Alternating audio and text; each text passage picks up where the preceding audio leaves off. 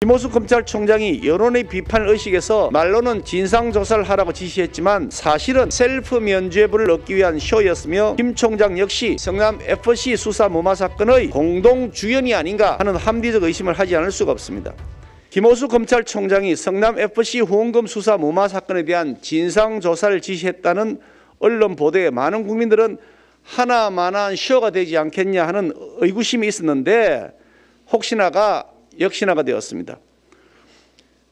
이재명 후보의 대학 후배로서 친정권 인사로 정평이 난 신성식 수원지검장이 대검찰청에 보낸 보고서에는 수사 무마일지가 쏙 빠졌다고 합니다.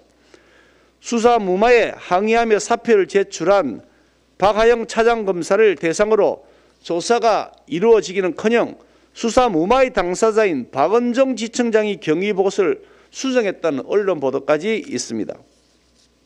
더구나 지난해 성남FC 후원금 의혹을 수사하던 성남지청 수사과가 금융정보분석원에 자료조회를 요청했으나 김호수 검찰총장이 박은정 지청장과 통화를 한 후에 그 요청을 거부했다는 언론 보도도 있었습니다.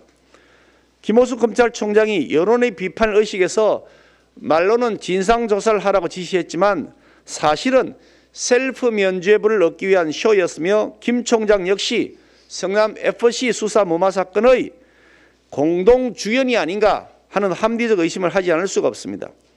이재명 성남시장 당시에 특정 재벌 기업에 상상을 초월하는 수천억 대의 특혜가 주어졌고 특혜를 받은 기업은 성남FC에 매우 이례적인 수십억 대의 후원금을 냈습니다.